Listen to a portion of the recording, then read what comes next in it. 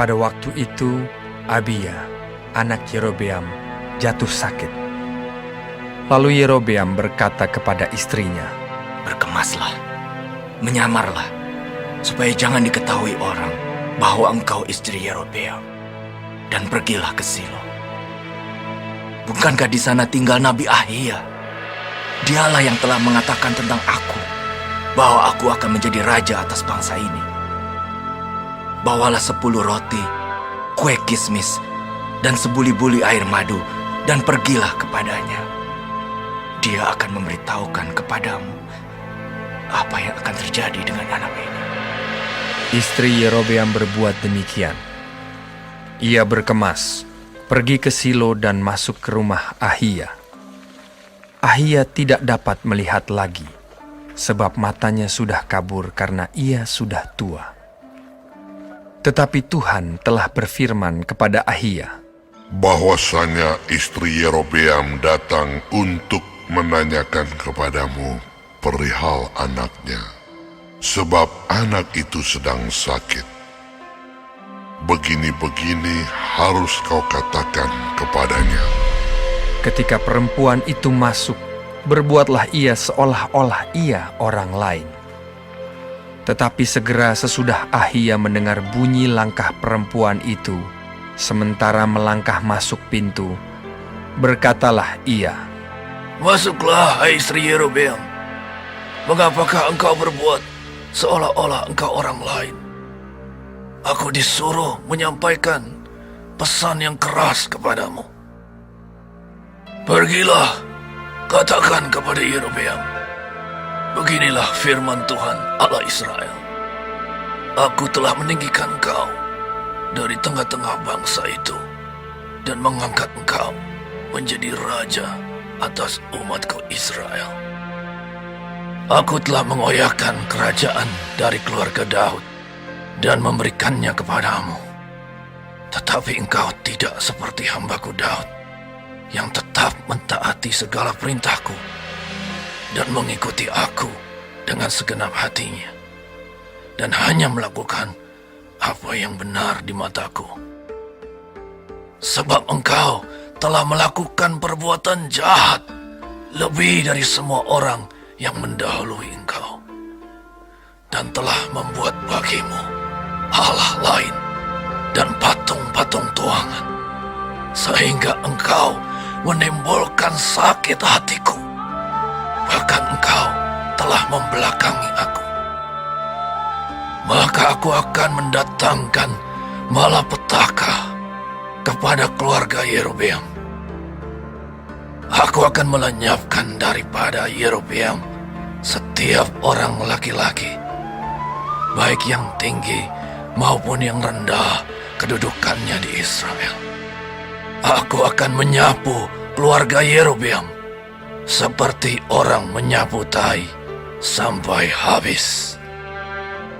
Setiap orang daripada Yerobeam yang mati di kota akan dimakan anjing, dan yang mati di padang akan dimakan burung yang di udara. Sebab Tuhan telah mengatakannya. Tetapi bangunlah dan pulang ke rumahmu pada saat kakimu melangkah masuk ke kota. Anak itu akan mati. Seluruh Israel akan meratapi dia, sebab Israel akan meratapi dia dan menguburkan dia, sebab hanya dialah daripada keluarga Yerobeam yang akan mendapat kubur. Sebab di antara keluarga Yerobeam hanya padanyalah terdapat sesuatu yang baik di mata Tuhan Allah Israel.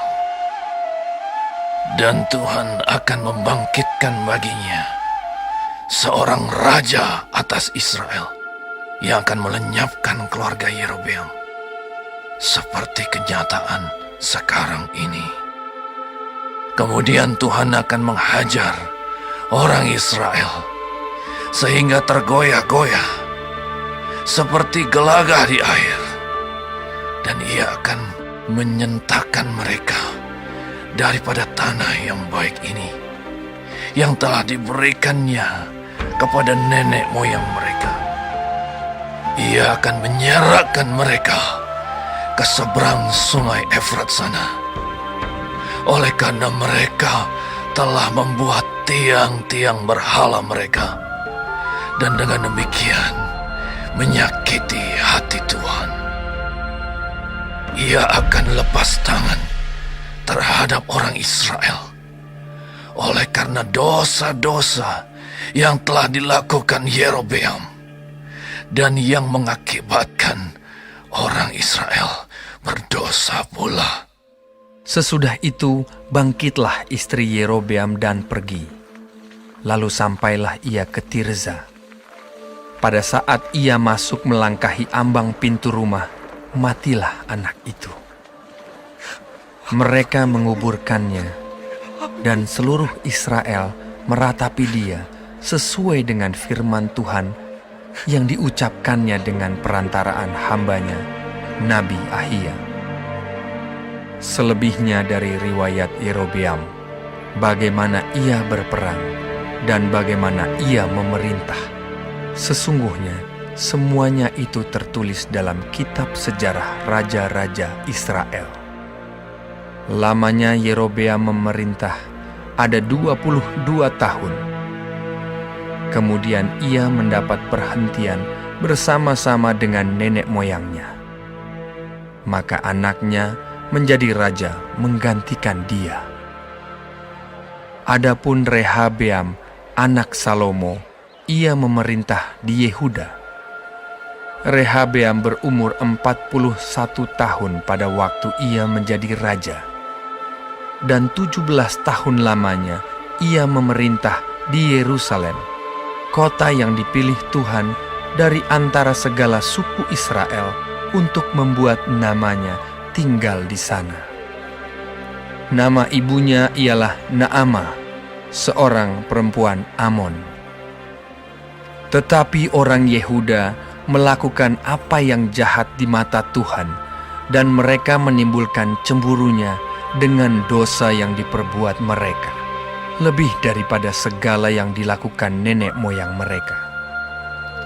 Sebab mereka pun juga mendirikan tempat-tempat pengorbanan dan tugu-tugu berhala dan tiang-tiang berhala di atas setiap bukit yang tinggi dan di bawah setiap pohon yang rimbun. Bahkan ada pelacuran bakti di negeri itu. Mereka berlaku sesuai dengan segala perbuatan keji bangsa-bangsa yang telah dihalau Tuhan dari orang Israel. Tetapi pada tahun kelima, zaman Raja Rehabeam, majulah Sisak, Raja Mesir, menyerang Yerusalem. Ia merampas barang-barang perbendaharaan rumah Tuhan dan barang-barang perbendaharaan rumah raja. Semuanya dirampasnya. Ia merampas juga segala perisai emas yang dibuat Salomo. Sebagai gantinya, Raja Rehabeam membuat perisai-perisai tembaga yang dipercayakannya kepada pemimpin-pemimpin bentara yang menjaga pintu istana raja. Setiap kali raja masuk ke rumah Tuhan, bentara-bentara membawa masuk perisai-perisai itu, dan mereka pula yang mengembalikannya ke kamar jaga para bentara. Selebihnya dari riwayat Rehabeam dan segala yang dilakukannya, bukankah semuanya itu tertulis dalam kitab sejarah raja-raja Yehuda? Dan terus-menerus perang ada antara Rehabeam dan Yerobeam. Kemudian Rehabeam mendapat perhentian bersama-sama dengan nenek moyangnya, dan ia dikuburkan di samping nenek moyangnya di kota Daud. Nama ibunya ialah Naamah, seorang perempuan Amon. Maka Abiam, anaknya, menjadi raja, menggantikan dia.